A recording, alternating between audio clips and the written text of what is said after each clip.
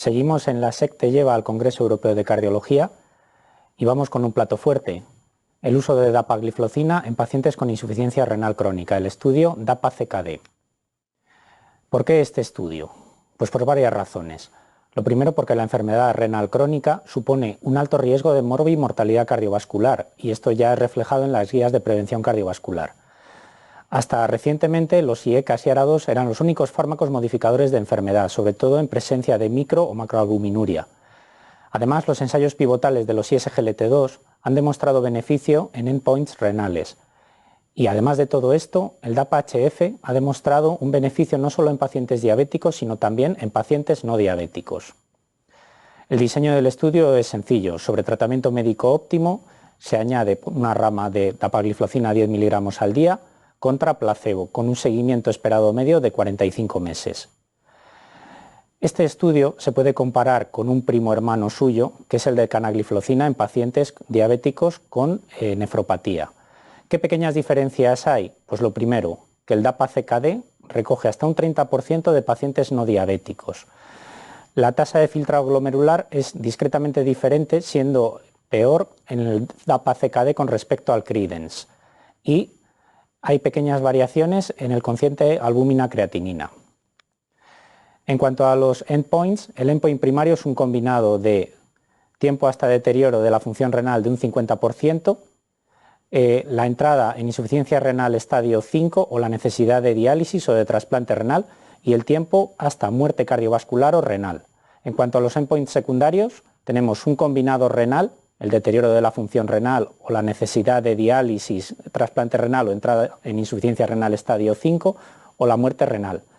Un segundo endpoint, que es un combinado cardíaco de muerte cardiovascular o hospitalización por insuficiencia cardíaca y el tiempo hasta muerte por cualquier causa. Finalmente entraron en el estudio 4.300 pacientes, más de 2.100 en cada rama, con un 99% de seguimiento al final del estudio. En cuanto a las características basales de los pacientes, predominaban varones de mediana edad, blancos, con un 30% de pacientes no diabéticos y un alto uso de IECAS o ARA2 de tratamiento basal.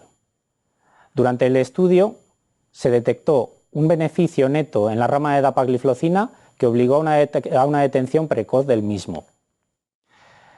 En cuanto a los objetivos primarios, el objetivo primario, el combinado de deterioro de función renal, enfermedad renal terminal o muerte cardiovascular o renal, se objetivó un beneficio en la rama de dapagliflozina conducido sobre todo a través de una disminución del deterioro de la función renal con una menor entrada en insuficiencia renal estadio 5 o necesidad de diálisis. Sin embargo, la mortalidad renal o cardiovascular no presentó diferencias entre ambos grupos.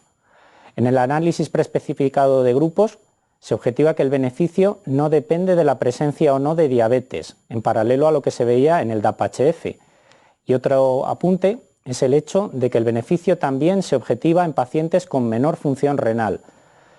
Apunte que merece la pena destacar porque ahora mismo en la ficha técnica de estos fármacos no se recomienda su uso con aclaramientos renales por debajo de 45 mililitros minuto.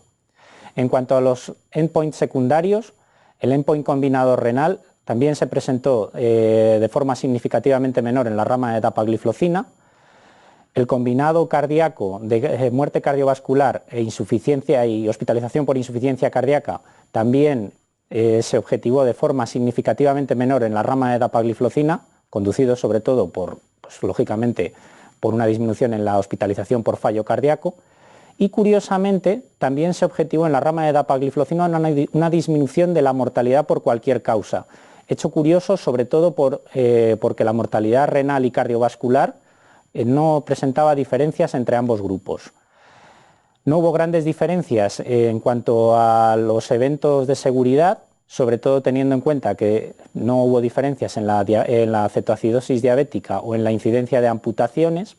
Es verdad que en esta tabla no se recogen las infecciones genitales y como conclusiones podemos decir que el uso de dapagliflozina en pacientes con insuficiencia renal estadio 2 a 4 con un cociente albúmina-creatinina elevado se asocia a una disminución significativa de eventos, tanto cardiovasculares como renales. Se aprecia una disminución significativa de la mortalidad por cualquier causa, pero no de la cardiovascular o renal, que es un punto que habrá que dilucidar. El beneficio se amplía a pacientes no diabéticos, el fármaco presentó buena tolerancia y seguridad, y en definitiva el estudio es congruente con otros previos del grupo terapéutico, pero queda por dilucidar mecanismos de acción y más específicamente en pacientes renales el efecto en pacientes sin alteración del cociente albúmina-creatinina. Y con esto seguimos en la SEC te lleva al Congreso Europeo de Cardiología. Muchas gracias.